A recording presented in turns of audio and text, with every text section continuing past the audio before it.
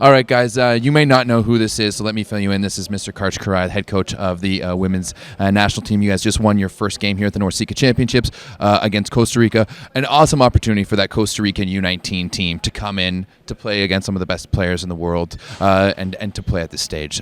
So I think they got better as the game progressed. But for you guys, how does it feel to finally get your feet under you and get some competition going for the first time in about a month? Our team is really excited to play some different faces across the net. We've had a great training block, trained really hard for 4 weeks in August. But the players know each other really well, know their favorite shots, and so it's become quite difficult to terminate and put the ball away, and so they're excited. We're really excited to be here to play Costa Rica, Cuba, Dominican Republic, and then who knows after that. To see some different opponents, some different styles of play, and to test to see how the things that we've been working on are improving or not. What are some of those things that you guys have been working on since the end of VNL to now? Certainly been working on our first contact some in terms of bringing serve pressure and quality of reception when the other team is serving, and also the speed of our offense, and see if we can push that to stress the opposition in terms of their block and defense. Now, how important is the NORCECA Continental Championships for you guys? Like not only in your preparation, because everything in volleyball, unfortunately, I think is geared towards the Olympics. But how important is a championship like this? You know, we have the Euro Volley going on right now in Europe, and that's a massive event. So, how important is this for you guys in your periodization of training for a season? This is really important. First of all, there's the tournament counts. It has a heavy weight in world rankings, and so every win here is important because there are only two ways to qualify for the Paris Olympics. One is to do well in any team's respective Olympic qualifier in the second half of September. We will be in the one in Poland. But if teams don't qualify through that mechanism, the only other way to get in is by holding and having a high world ranking. And so every match here has a big impact on that. That's really important. And then secondly, there's some great teams here. Canada has really made lots of improvements in the last couple of years and had some wonderful wins, including beating Brazil in VNL. And Dominican also with great wins, like beating Serbia and eliminating Serbia from VNL. Serbia is the reigning world champion. So lots of quality in our zone. So the championship in itself is meaningful. But secondly, this is also very good preparation for the 7 matches we will play in 9 days in that Olympic qualifier in Poland. Ours is in Poland. And so there are multiple bonuses to playing in this tournament. The tournament itself and the how it presents us more chances to dial some things in, as we would like to have a really strong Olympic qualifier tournament too. Of course, I mean, being defending champions, you gotta make it back there first to be able to defend your crown. Exactly. We definitely want to qualify every time the Olympics comes around. We don't think of it as defending. There's nothing to defend. We own that medal. Nobody's ever going to take that away, but it is exciting to think about the possibilities. First, we have to qualify, but if we are successful in doing that, then we'd love to try and make a run at winning another one of those. Our program won its first 2 years ago, and it was really, really special for the program. It was a long time coming for what is a very prestigious, American women's program. Absolutely, almost 60 years, 13 different Olympics, 12 if you don't count the boycott in 1980. Our USA women qualified for that Olympics.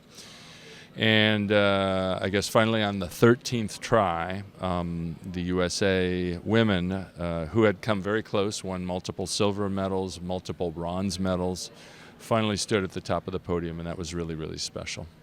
I mean, and you're one of the few people to have stood on the top of the podium, men's indoor, men's beach, now women's indoor as well. Specifically for this tournament, especially throughout VNL, last year as well, we've seen you work with a lot of different lineups. You know, there's no real sense of what the American women's national team's starting lineup is. We don't know what that starting seven looks like. Is that something we're going to see continue throughout this tournament here and into the the Olympic qualifiers in 9 days or in 9 days after this tournament in Poland?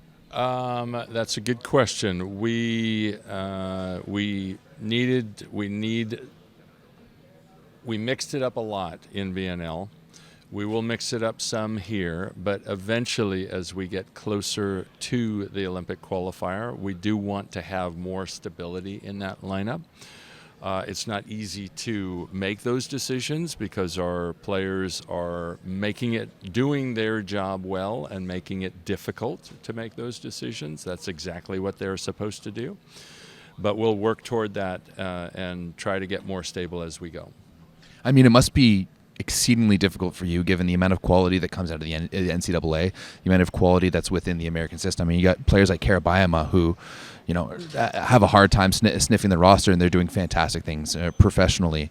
How difficult is for you, and how do you work that by coming into the season and figuring out who you're going to pick? Are you aware? Are you conscious of what's happening on the pro scene, or do you want to see more so what they look like in your Team USA gym before making those decisions? No, we're absolutely conscious of what's happening professionally, especially when they're playing in some of the world's strongest leagues, like the league in Italy, the league in Turkey, playing in European championships and European cups and things like that. So that's an important part of the process when people are showing growth and learning and improvement. Those are wonderful opportunities outside of the USA program and system. Today, Jordan Thompson kind of led the way for you guys, 16 points.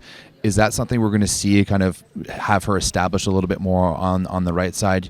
Throughout VNL, you guys went with her. You went with Annie Drews quite a bit. But right now in women's volleyball, it is highly dominated by very dominant right sides. If you look at the top teams in Italy, Turkey, even teams like Poland, all with big bangers on the right side. Is that something you guys are going to look towards, or having Thompson there be more established in the offense? Whoever is in that opposite position, and we're fortunate to have two great people who are also great volleyball players with us here to do that, Jordan Thompson and Annie Drews. They're both capable of that, and we want to establish both of them, even though we will probably try to be working toward a more stable starting lineup as we get to the qualifier.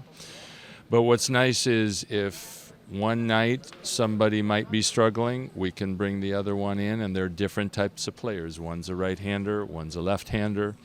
They have certain sets that maybe one runs better than the other, and so as a pair, we probably have the best pair of opposites in the world that give us lots of options.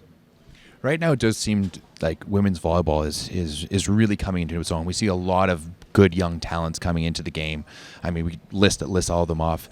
Do you think this is one of the best times ever for women's volleyball, considering the quality across the board from some of the teams around the world? Oh, boy, that's hard to say. You can think back to the 90s and the Cuban women winning 3 straight Olympic gold medals. They were relentless and unstoppable. So again, it's really hard to play a team from that era at its best against the teams here, but it's different game. Lots more has evolved, lots more back row attack, both from opposites and from outsides. But I wouldn't necessarily say that this is the best time period when you look at the dominance of Cuba in the 90s. Well, especially now, there's just so many teams who could win any. You know, you got Serbia, you have Italy, Poland, Turkey, yourselves, Brazil. The list really goes on. There's like 7 legitimate teams on the women's side. That's without Russia as well. If you had Russia in there as well, you'd be at 8.